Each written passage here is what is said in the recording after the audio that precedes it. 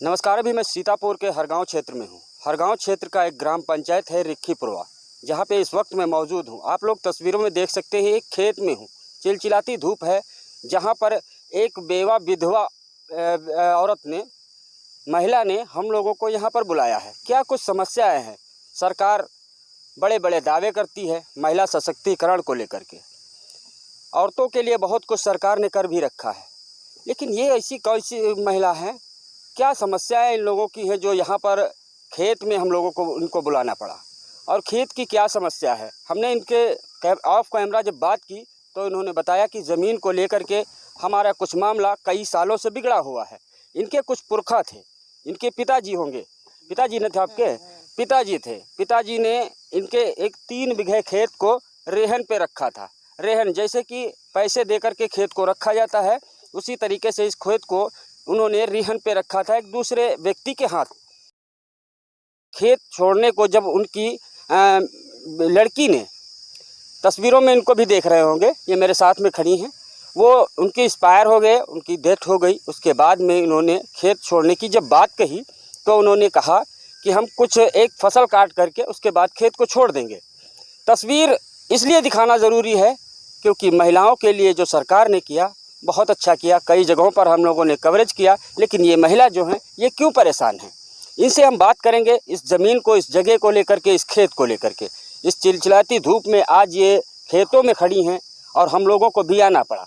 समस्याएं कहाँ पे हैं और कौन सी दिक्कतें हैं, हम आपको पूरी तस्वीरें दिखाएंगे। और सरकार से निवेदन है, उच्च अधिकारियों से, शासन और प्रशासन से, अगर मेरे इस वीडियो को वो देख रहे हों तो इनकी मदद करने का प्रयास जरूर करें। मैं ये नहीं कहता हूँ कि इन्हीं की मदद की जाए, लेकिन मेरा एक कहना है जो न्याय हो वो न्याय जरूर की जाए इनके साथ में, क्योंकि इनके आगे पीछे कोई नहीं है। ये महिला विधवा हैं बेचारी, तो ये खुद तो नहीं कर सकती हैं। इन्होंने हम लोगों को सूचना दी और हम लोगों का दिखाने का काम, सरकार तक पहुँचाने का काम, इसलिए हम लोग यहाँ पे इस वक्त मौजूद हैं।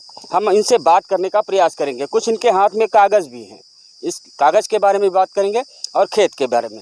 ज़रा इधर आ जाइए, आप यहाँ आ जाइए। आप हम लोगों को क्यों बुलाया है, क्या मामला है, ज़रा बताइए। हाँ बोलिए। हमारे पुरखों ने ज़मीन यहाँ रख गए। हाँ। हमने वो मृतक हो गए तो हमने गेहूँ बोआ उसमें। हाँ। तो गेहूँ वो कटवा ले गए यहाँ से, हमको फसल नहीं दिया। हाँ। उसके बाद में हम उर्द बोए, उर्द मेरे जोतवा दिया। अच्छा, एक चीज़ बताइए, नाम बताइए, आपका नाम क्या है? नाम मेरा सुनीता देवी। जिन्होंने खेत रखा था उनका क्या नाम है? बद्री प्रसाद। बद्री प्रसाद जी। तो कितने साल पहले खेत रखा था उन्होंने? वो 2 साल पिछले मतलब रखे, 2 साल के लिए रहन पे। ठीक 5 साल, 2 साल जब गुजरे तो कहने लगे कि पैसे हम दे नहीं पाएंगे, तो 5 साल मेरा खेत अदाई पे जोत लीजिए। तो अदाई पे जोत करके जब अदाई वो अदा हो गया तो हमने उसमें गेहूँ बोया। तो गेहूँ वो जबरदस्ती काट ले गए।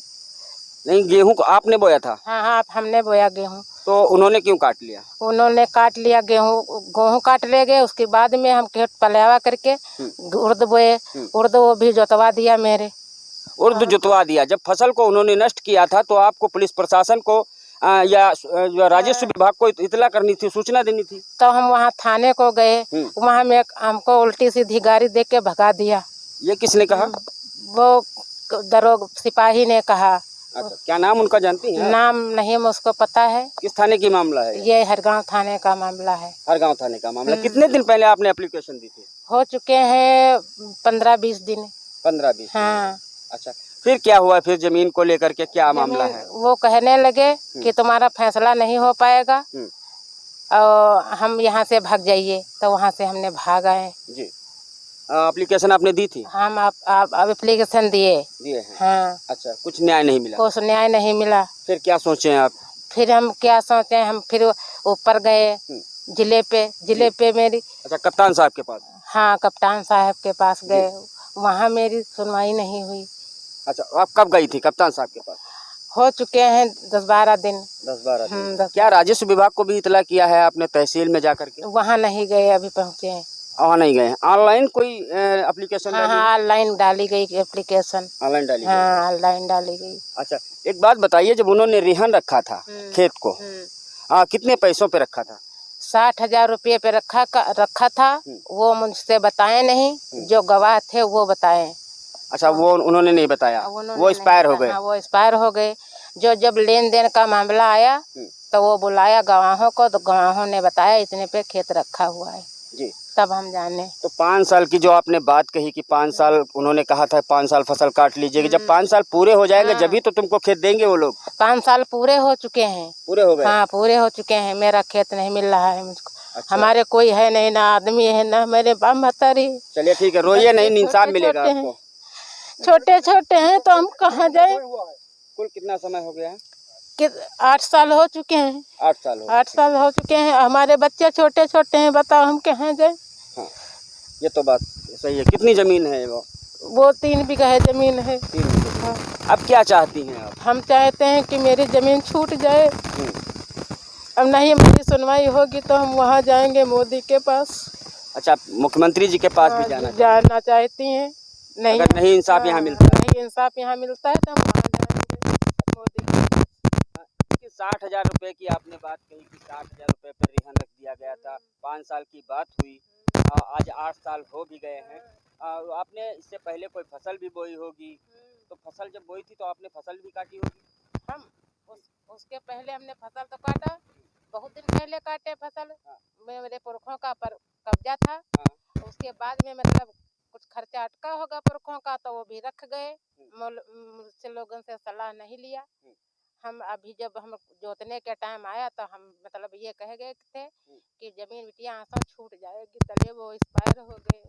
अच्छा, तो जा कर के आप जब कह गए थे छूट जाएगी तो गेहूं बोए, गेहूं मेरे काट ले गए। उर्द उसको गेहूं काट ले गए तो बाद में हमने उर्द बोया, उर्द जोतवा दिया मेरे। उर्द जोतवा दिया? हाँ। अच्छा, उर्द जब जोतवाया था तभी आपने एप्लीकेशन दी होगी? हाँ, तभी एप्लीकेशन दिए हमने। आपको न्याय नहीं मिला? हमारे यहाँ न्याय नहीं मिला। अच्छा, न्याय नहीं मिला। तो अब इस खेत को किसने जोत रखा है?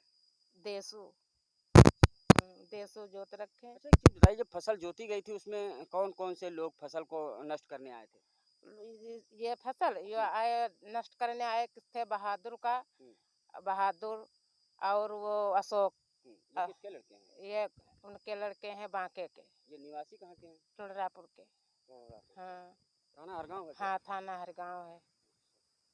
तो आपके परिवार में कौन कौन है? हमारे परिवार में तो गांव के हैं भरोसे, और परिवार के तो कोई नहीं था। कोई नहीं था। अच्छा, तो ठीक है, तो सरकार से क्या कहना चाहेंगे? क्या कहना है आपको सरकार से? सरकार से हमका यही कहना है कि हमारा जो जरिया मेरी है, खेत मेरा है, वो मुझको मिल जाए। खेत मिल जाए। हाँ।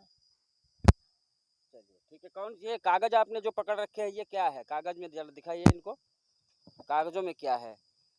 देखिए, ये पुलिस अधीक्षक साहब को इन्होंने एक प्रार्थना पत्र दिया है। ये पुलिस अधीक्षक साहब को इन्होंने एक प्रार्थना पत्र दिया है। ये पकड़िए जरा। ये और दूसरा कागज कौन सा है? चलिए, ये हाँ, ये इन्होंने कप्तान साहब को प्रार्थना पत्र दिया है, और ऑनलाइन भी आपने कहीं किया है? ऑनलाइन किया है। चलिए ठीक है। हाँ, ऐसे ऐसे कर दीजिए, जरा कैमरे में भी दिखा जाए।